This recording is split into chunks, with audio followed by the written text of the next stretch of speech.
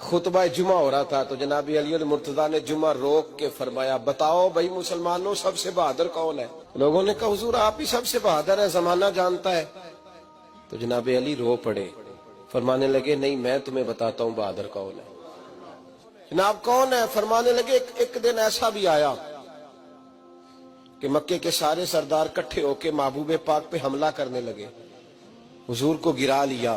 میٹھائی کھانا صرف سنت نہیں، پتھر کھانا بھی سنت ہے، صرف حلوہ کھانا سنت نہیں، پتھر کھانا بھی اس سنت کو بھی ادا کرنا۔ کہتے ہیں تھوڑے سے میٹھے چاول بھی کھا لو، کھانے کے ساتھ سنت ہے۔ میں نے کہا بھائی کبھی کبھی پتھر کھانا بھی سنت ہے، اس پر بھی توجہ کریں، اس کا بھی تھوڑا خیال فرمائیں۔ کہتے ہیں حضرت علی کفار مکہ نے نبی پاک صلی اللہ علیہ وسلم کو گرا لیا اور معاذ اللہ تشدد کرنے لگے۔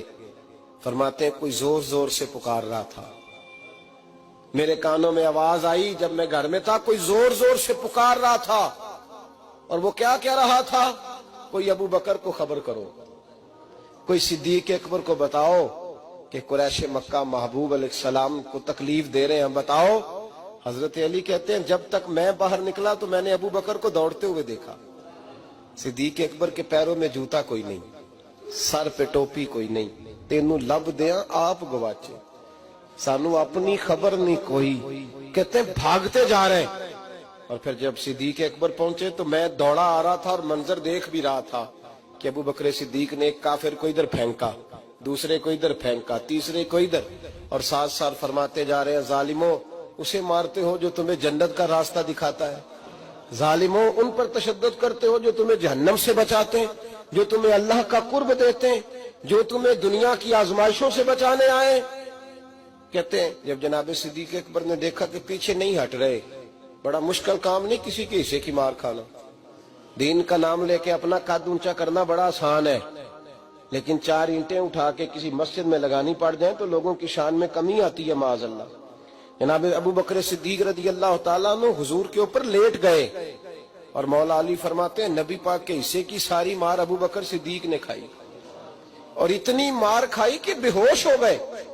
ان کے قبیلے کے لوگ آئے، اٹھایا، اور قبیلے کے ایک شخص نے کہا قریش مکہ یاد رکھنا اگر ابو بکر کو کچھ ہوا تو تمہیں بدلہ دینا پڑے گا۔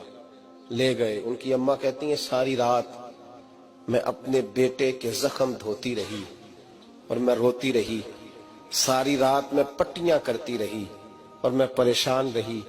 برادری ساری کٹھی تھی کہ ابو بکر کو ہوش آئے اور وہ بتائیں کون کون شامل تھا تو ہم بدلے کی کوشش کریں۔ والدہ کہتی ہیں میرے دل میں خیال تھا کہ ابو بکر تو جب بھی اٹھے گا پہلا نام محمد عربی کا لے گا صلی اللہ علیہ وسلم، تو یہ تو ناراض ہو جائیں گے۔ کہتی خیال تھا کہ تھوڑی دیر کے لیے اپنے محبوب کا نام کبھی معاذ اللہ نہ لیں، برادری کٹھی ہے، میرے دل میں خیال تھا، لیکن کہتے ہیں وہی ہوا۔ حضرت سیدنا ابو بکر صدیق کی آنکھ کھلی، کہا حضور کا پتہ بتاؤ۔ اماں کہتی ہیں میں نے کان میں کہا ابو بکر ذرا ٹھہر جا، برادری ساری کٹھی ہے، تو حضور کا نام لے گا تو چلے جائیں گے۔ تو کہتے ہیں ابو بکر اٹھ کے بیٹھ گئے، کہنے لگے جس نے بیٹھنا ہے بیٹھے، جس نے جانا ہے جائے، مجھے برادری کی ضرورت نہیں، مدینے والے محبوب کی ضرورت ہے۔